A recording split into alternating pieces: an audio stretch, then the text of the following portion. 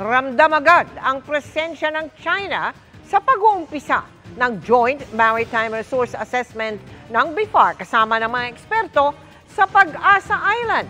Bukod sa pagsunod ng Chinese Navy ship sa Philippine Coast Guard vessel, may mga barko pa ng China na namataang nakadaong malapit sa isla. Nakatutok live si JP Soriano. JP? Mel, dito sa Pag-asa Island, nasa likod natin ngayon ng isa sa dalawang barko ng BIFAR na ginagamit ngayon sa Joint Maritime Resource Assessment Mission ng BIFAR kasama na ng PCG at sa biyahe nga ng PCG, Mel, mula sa mainland Palawan, papunta rito sa Pag-asa, nagmistula na namang anino ang isang Chinese naval ship na bubuntot sa PCG vessel papunta rito sa Pag-asa Island.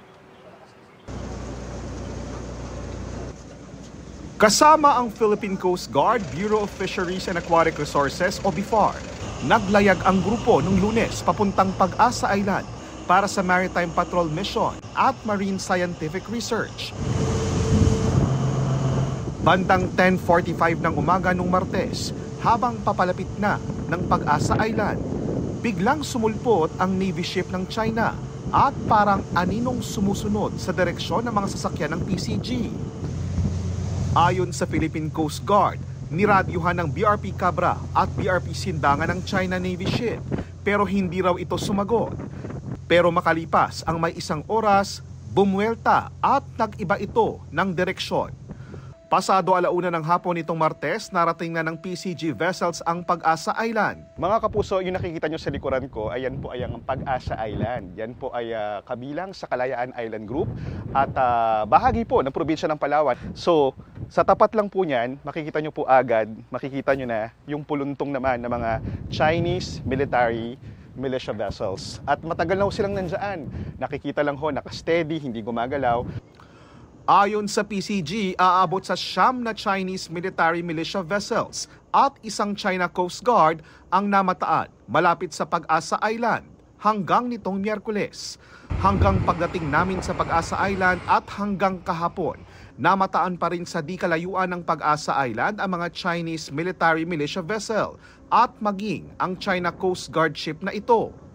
Ngayong araw, inumpisahan na ng BIFAR kasama ang mga marine researchers mula sa University of the Philippines ang Joint Maritime Resource Assessment sa Pag-asa case. Misyon nilang alamin ang sitwasyon sa mga case, lalo pat nung nakaraang taon, may mga nakitang patay na coral sa Sandy Cay 2 na ang duda ay hindi galing sa paligid ng Pag-asa Island. Bukod sa pagsasaliksik sa lagay ng biodiversity sa Pag-asa Island, isa sa mga nais ding malaman ng mga eksperto kung sadya ba ang pagtatambak ng mga patay at durog na corals. In fact, if those are really dumped, if it's true that those are really dumped, it will almost be on the above water already. So actually, it's only part of the assessment. We will be able to look into that area where there will be possibly some dump corals that are not from that area. But for now, we don't know. Mahalaga raw ang posisyon ng Pag-asa Island at mga sandy cays sa paligid nito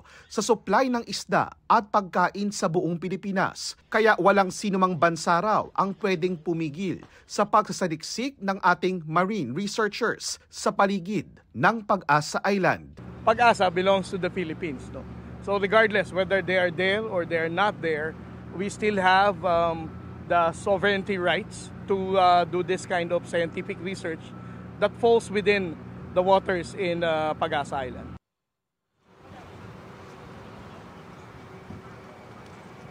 At Mel, natapos nga ngayong araw ang napakahalagang misyong ito ng BIFAR kasama ang mga marine researchers sa Sandy Cays 1 at 2 at bukas naman po, Mel at mga kapuso, gaganapin ang kanilang pagsasaliksik sa Sandy Cays 3 at 4. At yan muna ang latest at live mula rito sa Pag-asa Island at para sa GMA Integrated News, balik muna sa iyo, Mel. Maraming salamat sa iyo, JP Soriano. Ang China tinawag na paglabag ang anilay iligal na pagdaong ng Pilipinas sa Sandy Cay na bahagi raw ng kanilang teritoryo. Anila, nilabag ng Pilipinas ang Declaration on the Conduct of Parties sa South China Sea at binabaliwala rin anya ng Pilipinas ang kapayapaan at katatagan dito.